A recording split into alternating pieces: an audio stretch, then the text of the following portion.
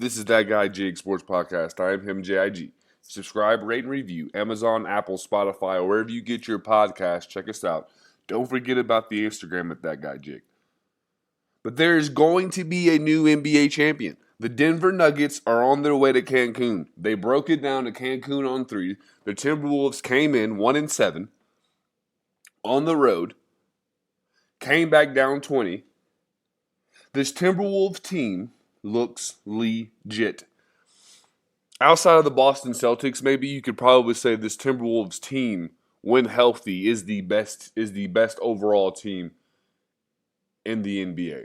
And I know I harp on the Boston Celtics all the time, so it's kind of weird to hear a compliment about them.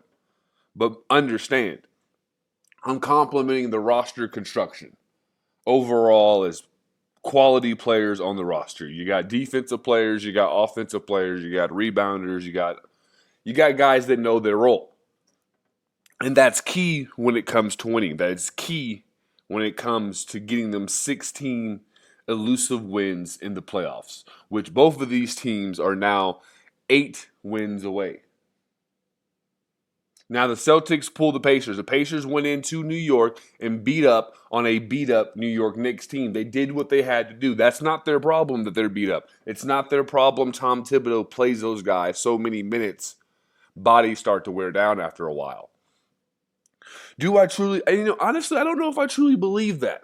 I do understand that there's a grit and a grind to a season. I do understand that. I do understand Tom Thibodeau plays his starters for longer durations, more times, more games, less rest. I understand that. But I also understand conditioning. And if you are used to playing a certain amount of minutes, your body should be good, especially when you're in the prime of your career, when you're in the prime of your life, when you are an apex athlete. The Knicks are going to be a team where Jalen Brunson's expected to take less money. He could get over 200. I think he's taking 153. He wants to have a friendly deal to build a roster. Julius Randle is probably gone. I've been seeing Cleveland. I could see that. Get Donovan Mitchell in New York. Pair him with Jalen Brunson. Donovan Mitchell's also been linked with the Lakers. Don't forget, the Lakers are the biggest shark out there. The Lakers are the biggest sharks out there, and they are in the waters, and they smell blood. They are looking, they are searching, and they are hunting for that next star player to pair along LeBron James and Anthony Davis. And most likely J.J. Redick as the head coach. But when you look at Julius Randle, you look at the Cleveland Cavaliers, you look at the Brooklyn Nets, you look at the Phoenix Suns, these are places that need people like him. So don't be surprised if Julius Randle ends up in one of these places. And you say the Suns, well, how is that going to Devin Booker? From what the rumors in the streets are, is that Devin Booker wants to be a New York Knick. He is over the desert. He's been in the desert with a horse with no name, and it feels good to get out of the rain. He wants to go to New York. I think he's gonna make this happen. This is the NBA, folks. This isn't the NFL. This isn't the no fun league. In this league, if you don't want to play somewhere, even though you signed a contract, you are not obligated to fulfill that contract in said place. The contract just guarantees you have the money. You can collect the money from whoever as long as you just get the contract.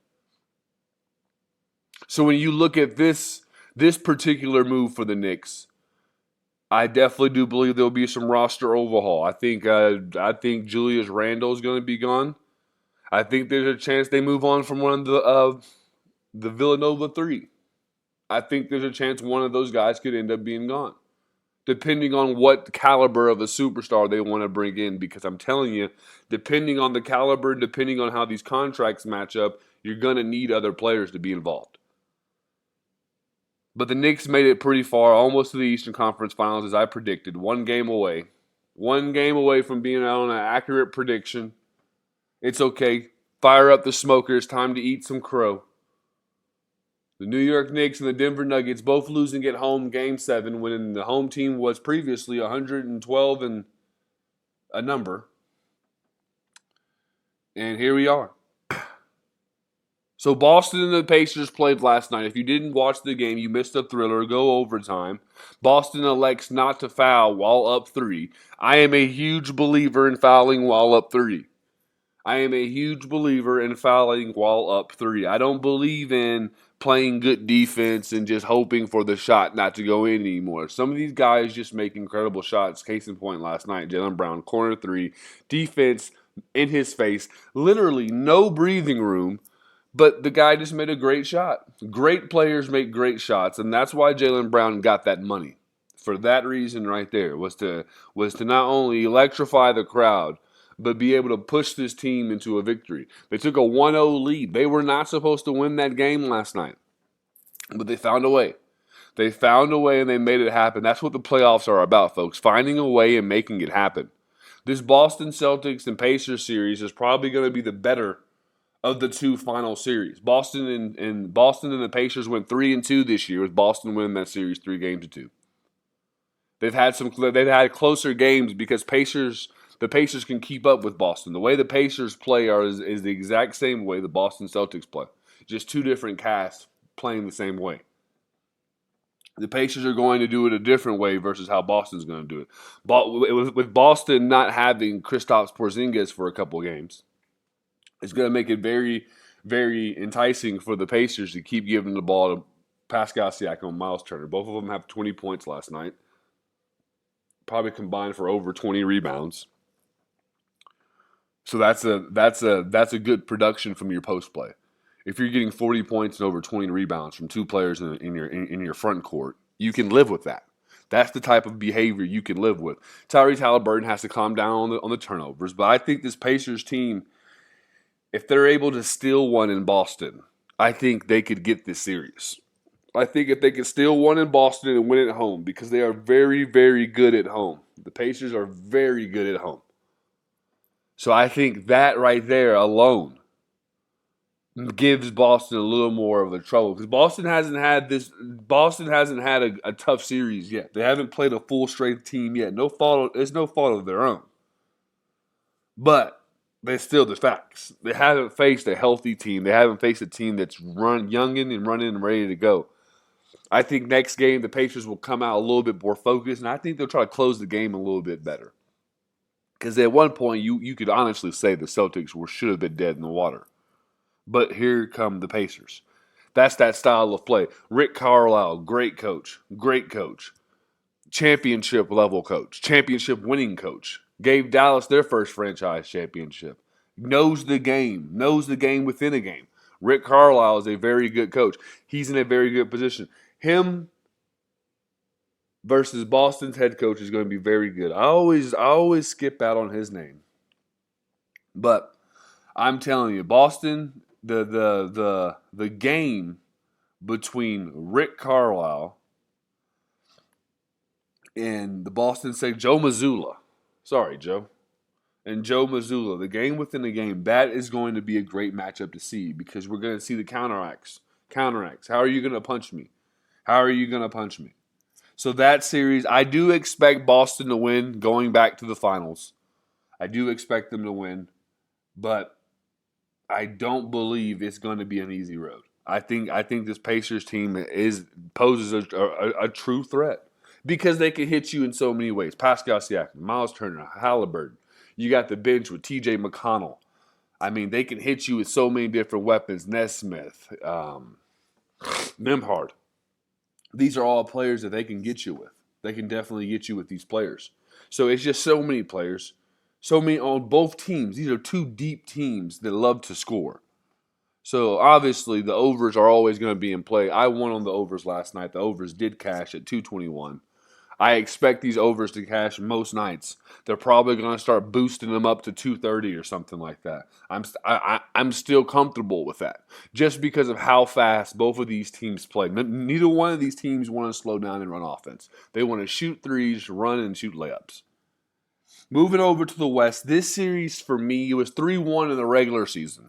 The Timberwolves are by far the better team, but I think Dallas has the better backcourt. Has the better offensive backcourt. And I think it's going to be much harder for the Timberwolves to create the same havoc in the backcourt as they did with Denver.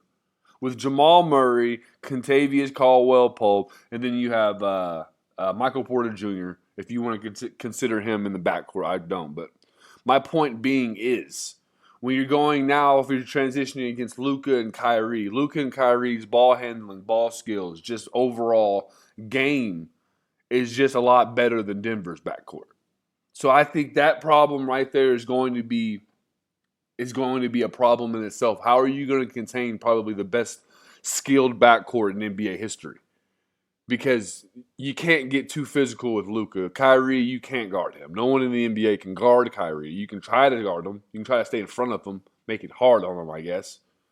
But it's going to be interesting. Anthony Edwards has already requested that assignment. So this is going to be interesting, Anthony, because you've done a lot of talking and you've earned it. You've earned the right. You've earned the right to talk this way, but now you're going against the best ball handler of all time. I want to know how those knees feel, pause.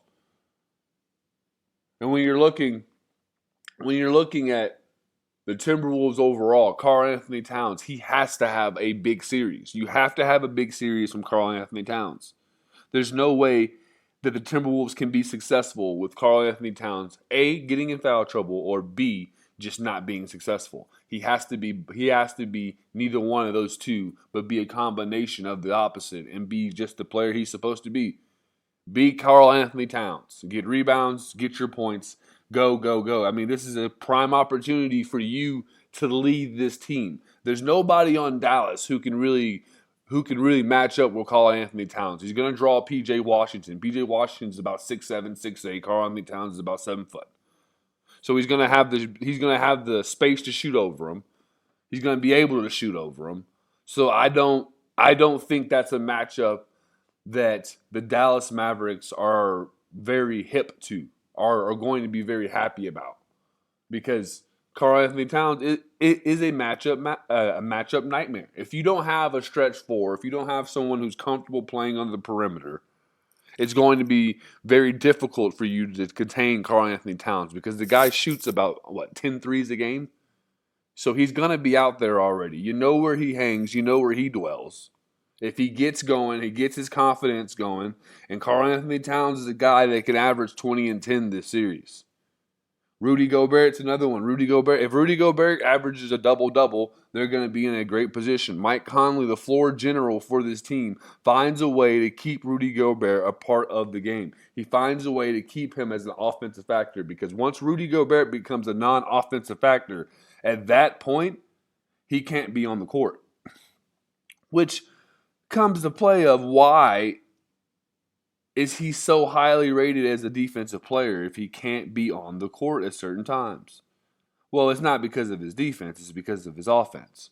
Because once you're playing a guy like Nikola Jokic, who's going for 30 points, he's going for rebounds, he's going